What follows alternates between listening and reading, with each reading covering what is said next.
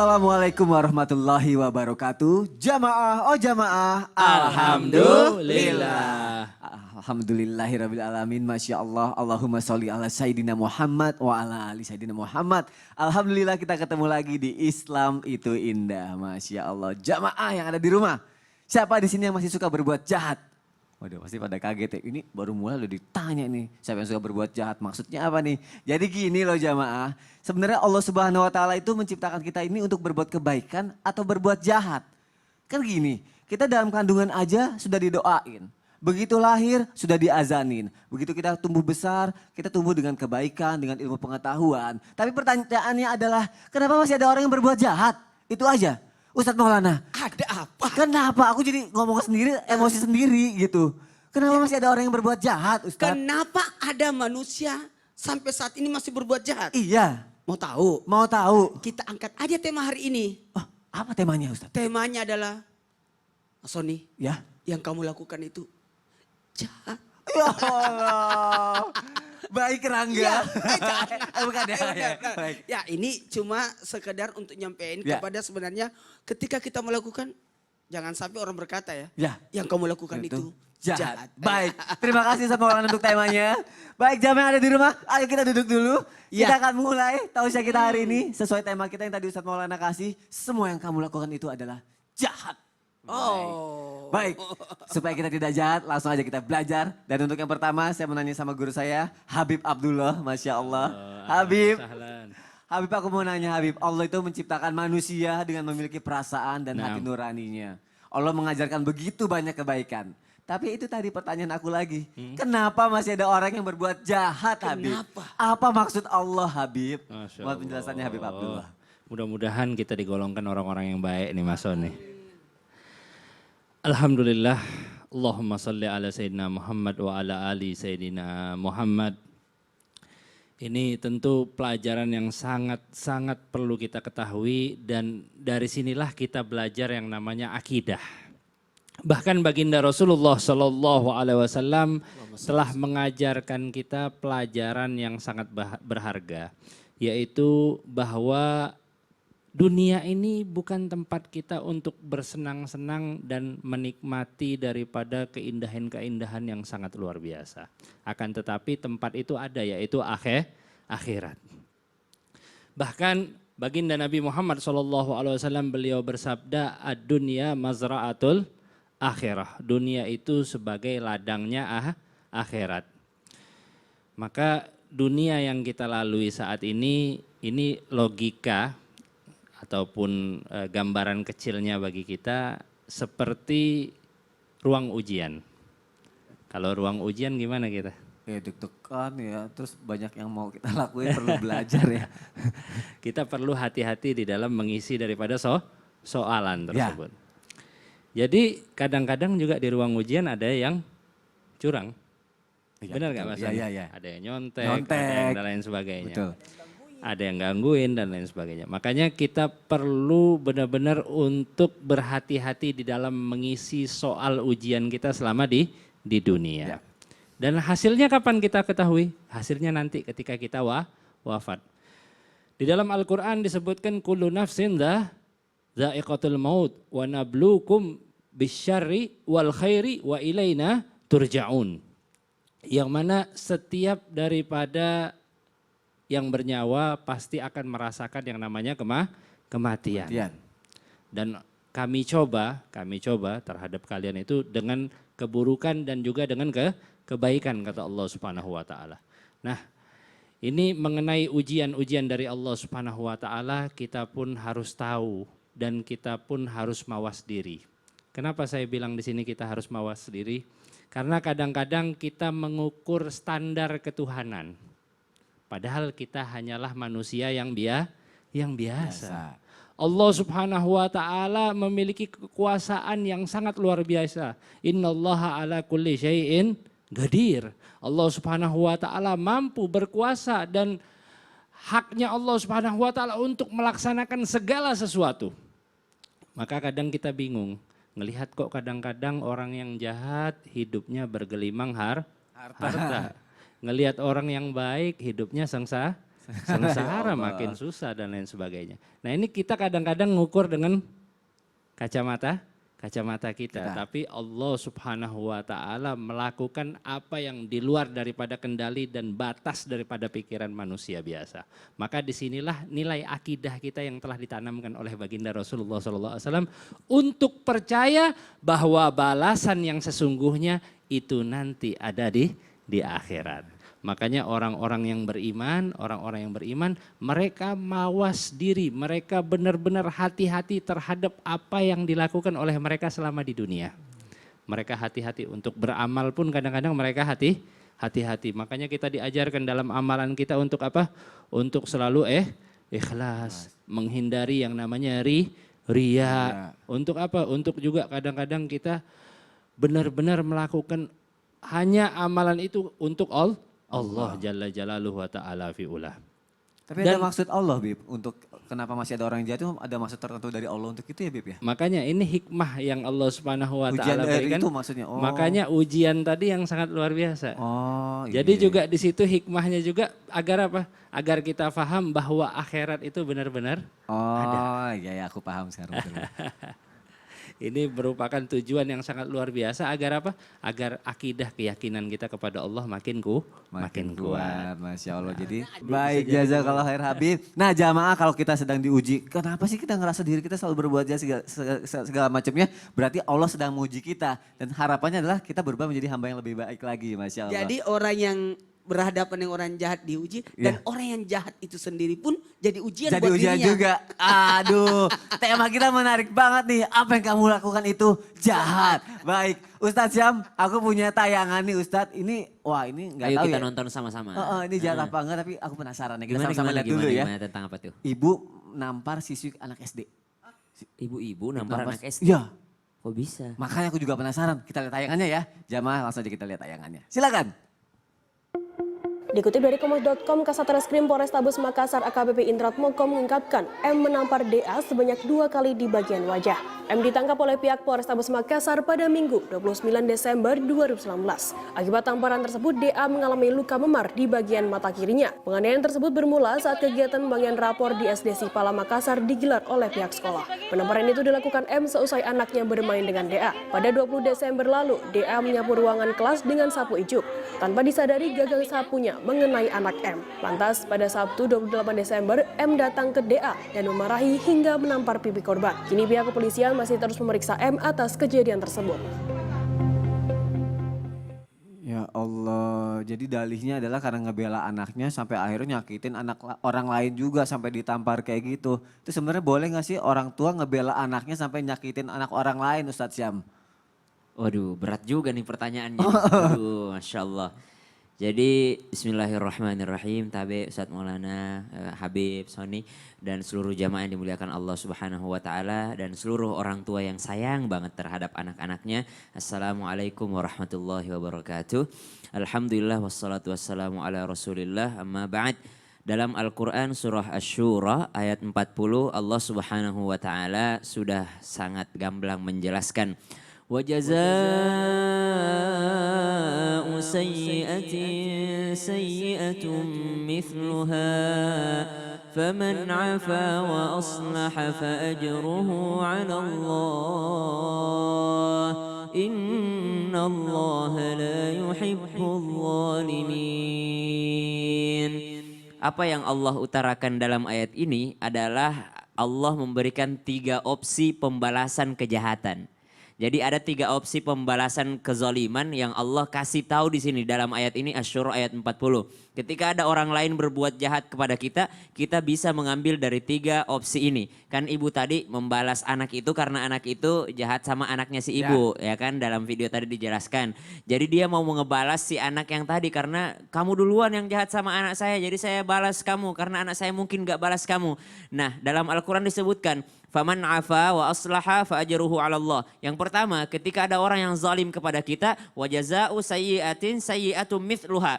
Balasan satu kejahatan adalah kejahatan yang sama gitu. Balasan satu kejahatan adalah kejahatan yang sama. Tapi apa dampak daripada kalau kita dari satu kejahatan menjadi kejahatan lagi? Maka dampaknya hanyalah diperbolehkan dalam Al-Quran, akan tetapi Anda tidak mendapatkan apa-apa. Tidak mendapatkan rasa puas? Tentunya tidak. Tidak, jarang sekali ada orang yang membalas sesuai. Saya rasa tadi kena sapu balasannya tamparan 2 kali, mana setimpal. Iya. Malah bisa berujung ke kepolisian. Ya. Lihat bagaimana makanya setiap ada kasus dibawa ke pengadilan selalu ada banding. Kenapa? Karena pengadilan dunia itu selalu ada merasa tidak puas di dalam diri manusia. Tidak puas. Keadilan itu hanya milik Allah Subhanahu wa taala. Selalu itu, setiap ada kasus ada banding, ada kasus ada banding. Kenapa? Allah kasih opsi ini supaya Anda merasa puas, tapi ternyata kalau di dunia Anda tidak akan pernah merasa puas. Maka Allah kasih opsi yang kedua. Opsi yang kedua ketika terjadi kezaliman kepada kita, faman afa, maka maafkan. Maafkan. Maafkan bukan berarti Anda bisa mengulang itu kembali, tidak. Maafkan dalam arti kita melepaskan rasa marah ini dalam diri kita. Ya, maka kalau kita memaafkan dapat pahala dari Allah Subhanahu wa taala. Maka opsi yang ketiga adalah wa aslah, faman afa wa aslah. Maafkan wa aslah itu malah kebalikannya. Dia jahat sama kita, tapi aslah kita berbuat baik sama dia. Tidak gampang orang memaafkan, tidak gampang. Anak disakiti itu tidak gampang, apalagi orang tua saking sayangnya. Apalagi kalau kita berbuat baik kepada orang yang jahat sama kita. Oh tidak gampang, tidak gampang. Itu membutuhkan latihan yang luar biasa. Siapakah orang-orang yang mampu melakukannya? Hanyalah orang-orang yang yakin dengan pengadilannya Allah Subhanahu wa taala. Ya Allah, mungkin sholatku tidak cukup membawaku ke surga, tapi mungkin kalau saya amalkan ayat ini, saya berbuat baik kepada orang yang jahat sama saya akan mendapatkan surgamu ya Allah. Allah tutup ayat ini dengan satu kalimat yang luar biasa. Innallaha la yuhibbul zalimin. Allah tidak suka dengan orang-orang yang berbuat zalim. Siapa itu yang berbuat zalim? Yang pertama tadi, pelaku pertama, si anak yang kenain sapu anaknya ibu itu. Terus siapa lagi yang zalim? Si ibu itu zalim karena membalas lebih daripada perlakuan si anak tadi. Benar. Tapi Ustadz gini, Allah nanti tutup itu. ibunya kadang berpikir, ya kan saya cinta sama anak saya balas itu bukan bentuk tanda cinta kan kalau kayak gitu? Anda bayangkan orang tuanya si anak yang dibalasnya tadi nggak cinta sama anaknya. Iya juga ya. Gimana? Nah, Emang itu dia nggak tidak boleh. punya orang tua yang cinta sama anaknya juga? Iya, Coba betul. kalau di ibu tadi ambil opsi yang kedua aja. Maafkan anak itu. Tentu orang tuanya si anak yang ditampar itu datang ke ibu tadi. Maafkan anak saya, maafkan. Tapi kalau begitu caranya pasti berujung panjang. Buktinya sampai ke polisi kan? Iya, Masya Allah. Berarti pentingnya di sini kita harus berjiwa besar untuk memaafkan. Betul. Tapi paling enggak Latihan lah. ya. Betul. Terus kalau mau negornya baik-baik lah ya Ustadz Iya, ya. Harusnya kayak mungkin. gitu, Masya Allah. Jazakallah khair Ustadz Sama-sama, Syam. Ustadz. Baik jamaah, kita lanjutin lagi. Wah, pembahasannya semakin dalam lagi nih. Tapi sebelum kita nanya lagi, aku nanya sama guru saya Ustadz Maulana. Iya, Ustadz ada video nih. Ah, video bikin apa? deg-degan pokoknya. Masa sih? Iya, penasaran nggak? Sangat. Oke, langsung aja kita lihat ya Ustadz. Jamaah kita lihat yuk videonya. Silahkan.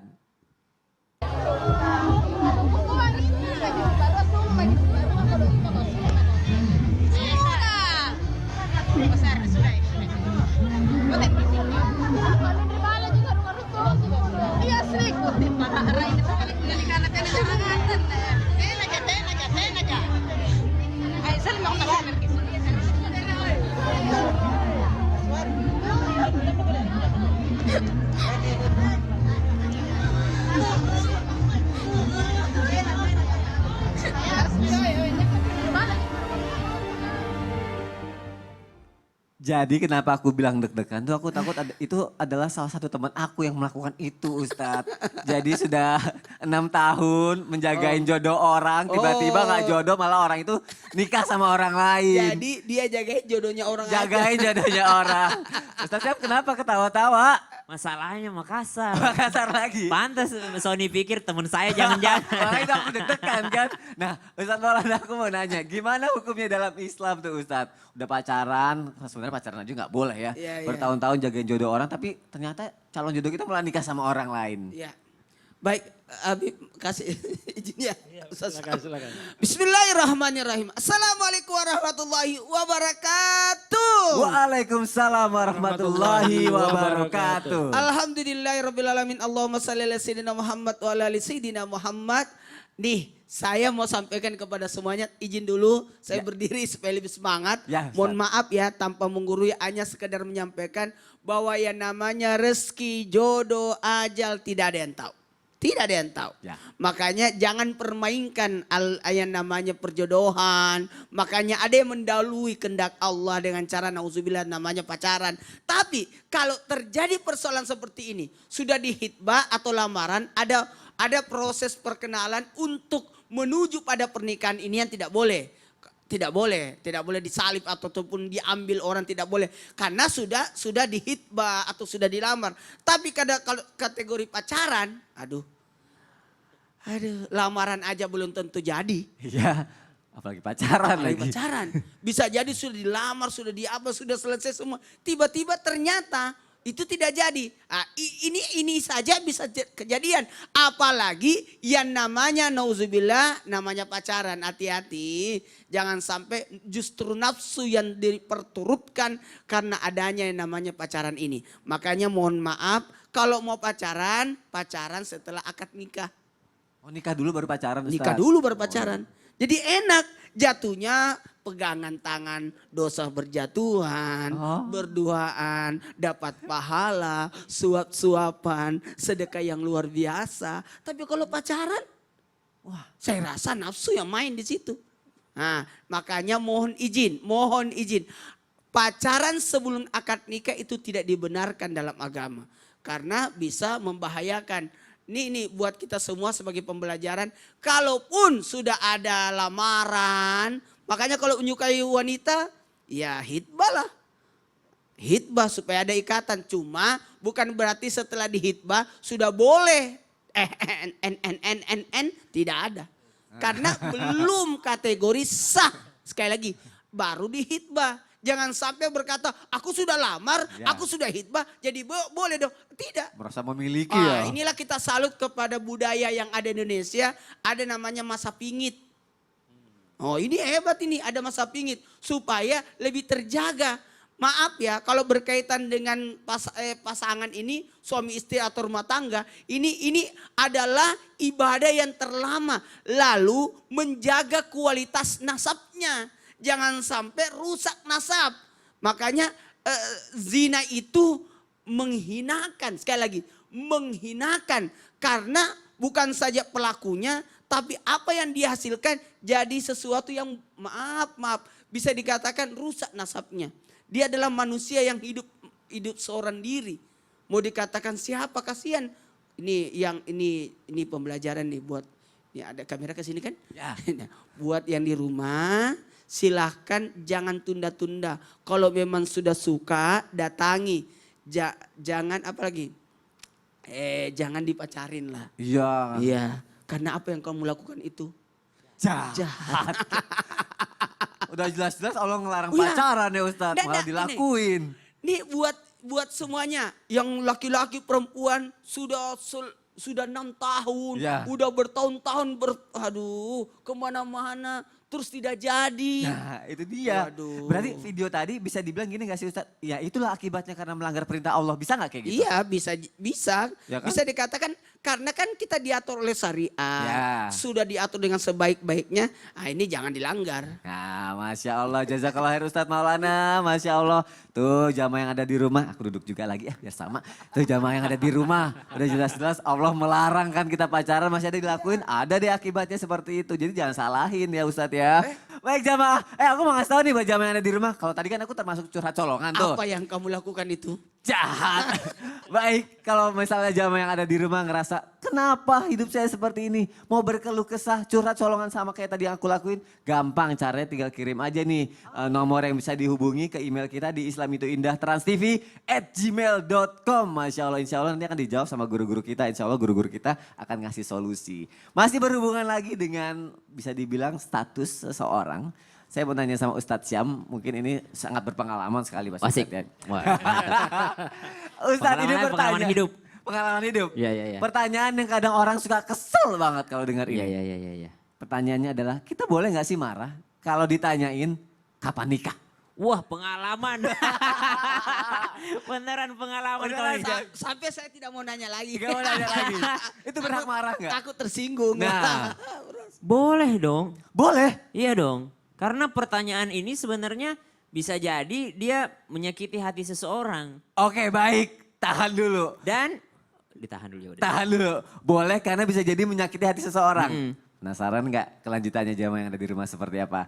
Jangan kemana-mana makanya tetap di Islam itu indah. Jamaah, oh jamaah. Alhamdulillah.